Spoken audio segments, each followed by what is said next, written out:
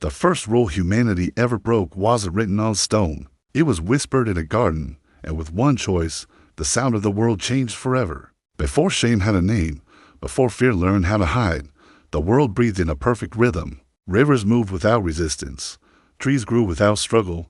Every living thing knew its place, because the one who spoke them into existence still walked among them. God didn't create chaos first. He created order. Light answered darkness. The sky stretched above the land. Seas stepped back so dry ground could rise. Life followed life, birds in the air, creatures on the ground, fish in the waters. And when the world was finally ready, God did something different. He formed a man not from light, not from fire, but from the dust of the earth. Adam. And into that dust, God breathed, not air, but his very own life. Adam opened his eyes to a world that had never known sin, never known hunger, never known fear. But something was missing. Adam could name every single creature, but none of them reflected him. So God caused him to sleep, and from Adam's own side, he formed Eve. She wasn't an afterthought, and she wasn't a servant. She was a partner, bone of his bone, flesh of his flesh. They stood together, naked and completely unashamed. There was no hiding, no guilt, no fear of being truly seen. The garden was theirs to enjoy, every tree, every fruit except for one, the tree of the knowledge of good and evil. God's instruction was simple: do not eat from it. This wasn't because he was cruel, but because obedience was their protection. Then, a new voice entered the garden. It wasn't loud. It wasn't forceful. It was just questioning. Did God really say? The serpent didn't command Eve to rebel. He just made her doubt.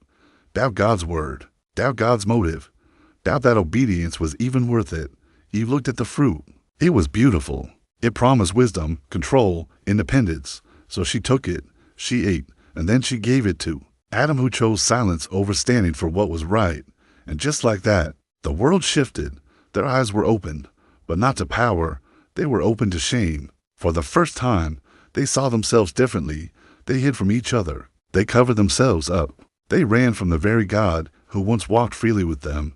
When God called out, "Where are you?" it wasn't because he didn't know their location. It was because they were no longer in the place where obedience had kept them safe. The consequences came, not as revenge, but as the new reality. The ground would now resist them. Pain would become part of their story, and death entered the human experience. They were sent out of the garden, but even in that judgment, God showed mercy. He clothed them himself, and he made a promise that one day, a child would come, one who would ultimately crush evil itself.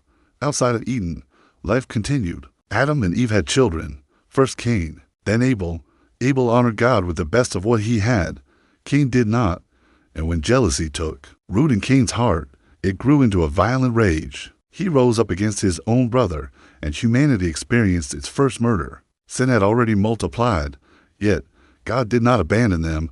More children were born. Generations followed. Humanity spread across the earth, carrying about the breath of God from the beginning, and the heavy weight of disobedience. Adam and Eve lived long lives, marked by profound regret and also by hope. They had seen perfection lost with their own eyes, but they also carried the promise that God was not finished with his creation, because even after humanity's very first failure, God was already working on a plan for redemption. Thanks for watching.